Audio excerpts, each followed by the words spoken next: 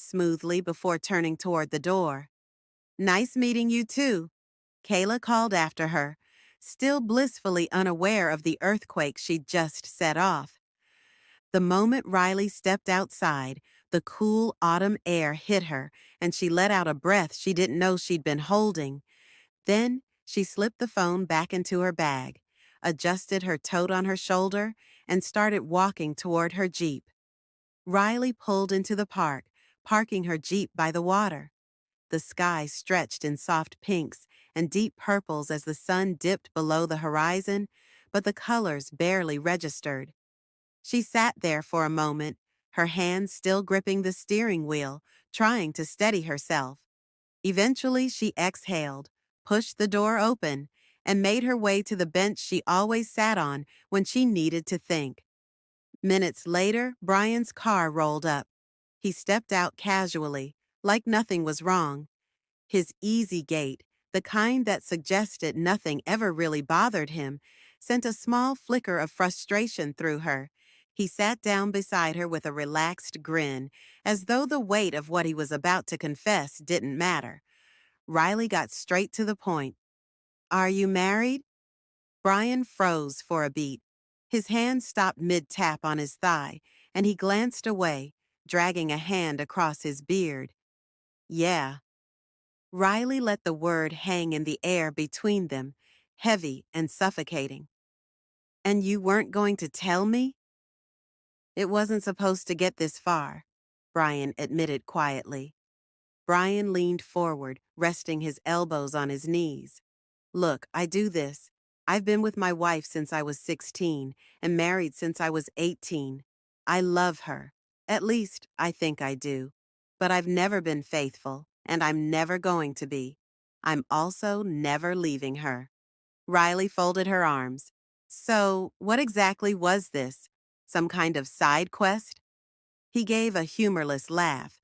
"That's what I thought it would be. Normally, I only stick around for 2 weeks. Tops. Just long enough to scratch the itch and dip. No explanations, no strings."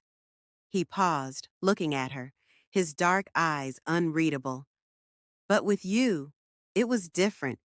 You made me feel better than I've felt in years. You believed in me, spoke well of me. You treated me better than I get treated at home, and it became hard to end things." He rubbed a hand across his face, shaking his head. "Riley, you treated me like a husband. I had my own towels at your place, my drink waiting for me, everything just laid out. I took total advantage of that. I can't leave my wife though, Riley. I can't." Riley looked at him with a mix of offense, disbelief, and hurt. "It's the sheer audacity that allowed you to assume I'd want you to leave your wife, or that I wanted to be part of this at all. That's wild to me." Brian exhaled, leaning back slightly. "Even all this explaining I'm doing for you right now." He shook his head. "I don't do this, Riley. There's never enough time with anyone to feel like I owe them anything. But this time, I thought I had things under control, but I can't be wanting to spend more time with you than I want to spend at home. That's out." The words stung more than Riley expected. Backhanded ass compliment. She hated the way they sat on her chest, making it harder to breathe. She hated how much truth sat in his confession, how much of her own naivety had gotten her here. Brian said, "I can't give you what you deserve." Riley didn't respond. She stayed seated, her hands resting in her lap as she stared out over the water. The silence between them stretched until Brian said, "I should go. Take care of yourself, Riley. You really do deserve better than this shit here." Brian then turned and walked away. His footsteps on the gravel faded, leaving Riley alone with the weight of everything unsaid. She didn't cry. She just sat, letting the cold reality sink in. How easily things had unraveled, how much she'd given without even realizing it. Her phone buzzed in her pocket. She pulled it out and saw the group chat lighting up. "Talia, we're at your house. Where are you?" "Simone, We need to talk. We'll be waiting. Riley smiled softly at the messages, feeling a small flicker of warmth break through the cold knot in her chest. She typed back quickly. The spare key is under the plant. I'll be there in 20 minutes. With one last look at the water, Riley stood up, tucked her phone into her pocket, and headed toward the Jeep. Her friends were waiting, and that was exactly where she needed to be. Riley pulled into her driveway, the hum of her Jeep cutting off as she sat for a moment, gripping the steering wheel. The lights inside her house were on, a sure sign that her people were already waiting, just like they'd promised in the group chat. She exhaled, trying to settle her thoughts before stepping out. As much as she appreciated her friends, she wasn't in the mood to be the center of concern. But that was the thing about them. They didn't ask if you needed help. They just showed up. When she pushed the door open, a wave of familiarity hit her. The smell of wine, the faint hum of conversation, and the undeniable comfort of her tribe. Talia was sprawled on the couch, phone in hand, while Simone and Ashley were near the kitchen, pouring glasses of something. Shay sat cross-legged on the floor, scrolling through her phone, and Vivian perched on the armrest, watching everyone with quiet amusement. "There she is," Talia called out, sitting up straighter. "Finally!" Simone turned from the kitchen with a glass of wine in hand. "Come on in. We've been waiting." Riley gave them a half smile, kicking off her shoes and dropping her bag by the door. "Y'all didn't have to come through like this." "Yes, we did," Ashley said matter-of-factly. "This is an all-hands-on-deck situation." Riley sighed and made her way to the couch, flopping down next to Talia. "I still can't believe it. Married. Brian." "Girl, none of us can," Simone said, handing her a glass of wine. "Like the way this man was moving." Talia shook her head. "He had us all fooled." Shay leaned forward, elbows on her knees. "But you didn't know. You couldn't have known." Vivian nodded. "I mean, this dude was answering every call, every text. You met his whole crew. How could anyone have known?" "Exactly," Simone added. "Sometimes men are just that good at lying. They're professionals." Ashley gave a dry laugh. "Girl, let me tell you about this dude I was dealing with back in the day. Had me out here thinking I was the one, all while he was engaged to someone else." "Engaged?" Shay leaned back, clearly amused. "He really tried that?" "Yep," Ashley said with a smirk. "The whole time I'm meeting his family, we're taking trips, and then, one day, boom, engagement photos all over Facebook. See, this ain't just you, Riley," Talia chimed in. "We've all had our share of foolishness." Vivian nodded. "Remember that guy I told y'all about? The one who ghosted me after 6 months? Turns out he got back with his ex the whole time we were dating." Riley shook her head, taking a sip from her wine glass. "It's just wild. I liked him, y'all. I really did. But now I feel like such a fool."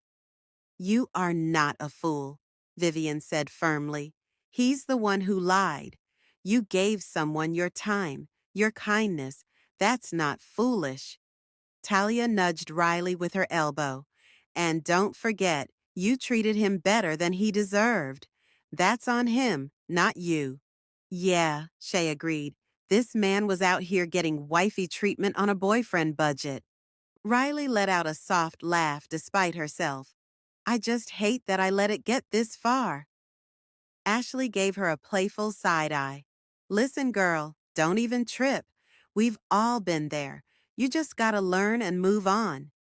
Simone leaned back into the couch cushions. "And remember, it's not about you. Men like that, they've been lying for so long.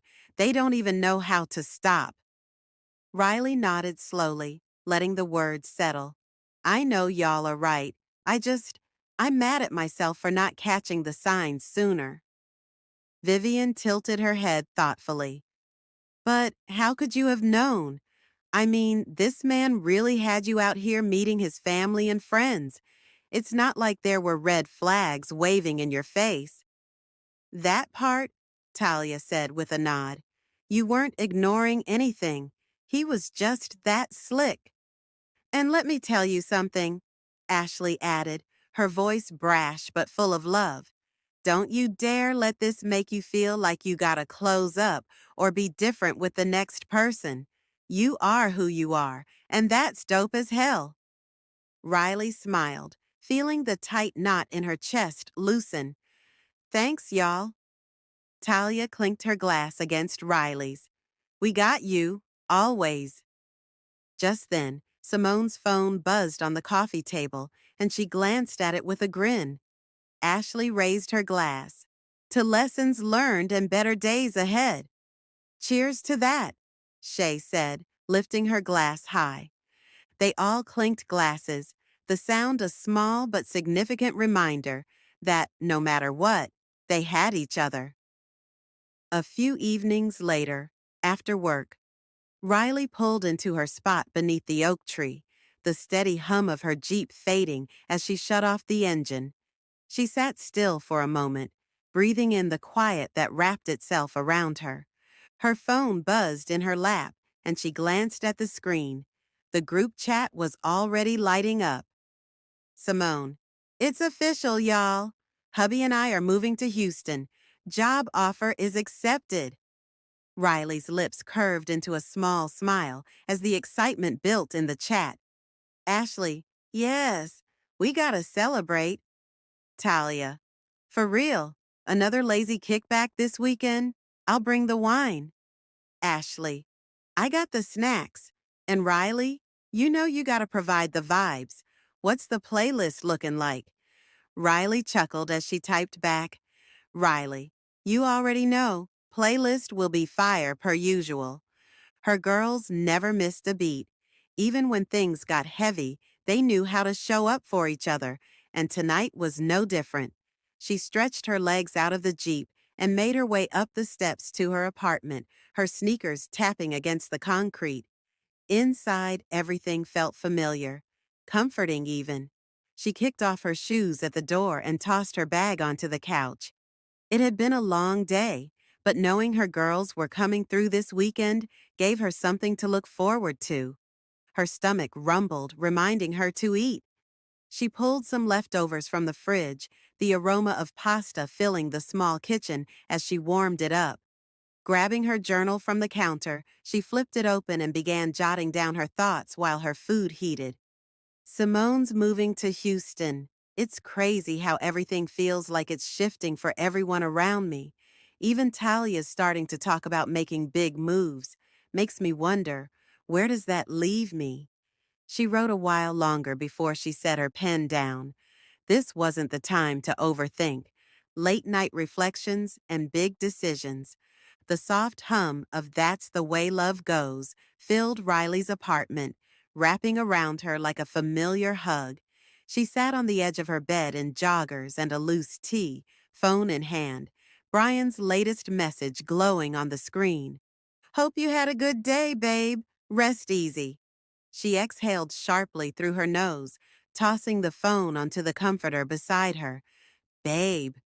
The word felt heavy, out of place now. Once it might have sparked butterflies, but tonight, it landed like a weight. Riley leaned forward, elbows on her knees, letting the music wash over her while she tried to untangle the knot in her chest. She wasn't heartbroken, not really. More disappointed, irritated even, at herself for letting things go as far as they had. She'd gotten caught up in his charm, swept along by the easy flow of his attention, and now she was paying the price. A knock from the back of her mind. How did I miss it? How did I not see this coming? She knew the answer. She'd been tired. Tired of being lonely. Tired of doing the work of healing alone. And Brian, he'd been the perfect distraction. On the stereo, Janet's sultry voice played on. My love is blind. Can't you see my desire? A few miles away, Brian sat in his car, phone resting on the passenger seat. The same message he'd sent to Riley buzzed on his screen, unread. He wasn't sure what he'd expected. A response, maybe. Or maybe just the reassurance that she was still there, hanging onto the thread he'd left dangling. He knew better. Knew that women like Riley didn't stay in situations like this. But damn, she made him feel something he hadn't felt in years. Appreciated. Respected. She treated him like a king in ways his wife hadn't for a long time. But that's what I do, he thought bitterly. I come in, get comfortable, and move on before anyone catches feelings. But with Riley, he'd stayed too long, tasted something more, and now he was the one grappling with what ifs. He rubbed a hand down his face, gripping the steering wheel. Why'd I send that damn text? He thought. He knew why. Even if it was over, he wasn't ready to let go just yet. Not completely. She'll come around. Brian thought, hoped. Riley's apartment, a shift in perspective. Riley shook her head, shoving the thoughts of Brian aside. Her fingers hovered over the screen as she hesitated for a moment, then sent a wild message to the group chat. You know what, y'all? I think I'm gonna make the move to Houston, too. The chat exploded with messages. Talia, girl, stop playing. Are you serious? Ashley, what? When did this happen? Simone, let's go. Houston got room for all of us. Just as Riley was about to reply, Talia's name popped up with a voice note. Riley tapped it and held the phone to her ear. Look, Talia said in her signature laid-back drawl. If you really moving, I'm coming too. I've been thinking about it, and it's time for a change. We can do this, Riles. It's scary, but we got each other. Riley smiled to herself, feeling something she hadn't felt in a long time. Hope. She typed back, let's make it happen. Riley tossed her phone to the side and let out a long, contented sigh. The decision felt right, sitting in her bones like truth. She wasn't running from anything. She was running toward herself, toward a new version of her life, one where she got to choose what stayed and what had to go. The music on the stereo shifted to Demita Joe, and Riley swayed along to the rhythm, her heart lighter than it had been in weeks. Brian would stay in the past. Houston was on the horizon. And this time, she was choosing herself. Wrapping up Memphis. Riley sat cross-legged on the floor of her apartment, surrounded by open boxes, notebooks, and a laptop. Her phone was wedged between her ear and shoulder as she listened to the hold music from the utility company. The soft hum of neo-soul played in the background, a comforting soundtrack to her chaos. Yeah, I need my gas service disconnected by the end of the week, she said into the phone, glancing at her planner. Yes, the final bill can go to my email. Perfect. She hung up, letting out a long sigh, then crossed another task off her meticulously organized to-do list. Lights, gas, check, U-Haul packed, Jeep hitched and ready to be towed. Bit by bit, the pieces were falling into place. And yet, the reality of leaving Memphis weighed heavy on her heart. The text notifications on her phone buzzed to life, pulling her from her thoughts. Talia, found a cute little condo finally. I'll send pics. Riley smiled, typing back a quick reply. Can't wait to see it. You're way ahead of me. I just narrowed it down to 2 spots last night. A reply came almost immediately. Talia, we're really doing this, huh? Riley stared at the screen for a moment, fingers hovering over the keyboard before typing back. Yeah, we really are. Her phone buzzed again, this time from Simone. Just checked out a school for the girls. Riley felt a wave of emotions, excitement, anxiety, nostalgia. The move was no longer an idea or a plan. It was happening, and the countdown had officially begun. The check-ins from Talia and Simone made everything feel more real. They were each handling their own transitions, but these little texts tethered them to the shared experience, creating a safety net in the face of uncertainty. Riley flipped to a fresh page in her journal, chewing on the end of her pen. Ashley's decision to stay behind weighed on her, a reminder of how people sometimes choose others over themselves. Ashley had decided to stay in Memphis for Vivian, another layer in Riley's growing resolve to choose herself. This move to Houston wasn't just a relocation, it was a declaration of self-love, an act of choosing herself for the first time in a long while. She scribbled in her journal, "It's easy to ignore red flags when you're lonely. Sometimes it's easier to pretend something is real just because it feels good. But choosing yourself means listening to that voice inside, even when it's hard." Her thoughts flickered to Brian. She tapped her pen against the journal, a slow rhythm as memories of their time together bubbled to the surface. The good, the bad, the moments she mistook for something deeper. Her phone buzzed again. "Brian, I miss you already." Riley blinked at the message. How the hell does he know I'm moving? The thought nagged at her, but she brushed it off. Maybe he'd heard through mutual friends, or maybe he just wanted to keep the door open. She closed her journal with a soft thud, deciding not to respond. There was nothing more to say. Instead, she leaned back against the wall, letting out a breath she hadn't realized she'd been holding. She stared out the window, the city skyline glinting in the late afternoon light. Memphis had been her home for so long, but it was time to let it go.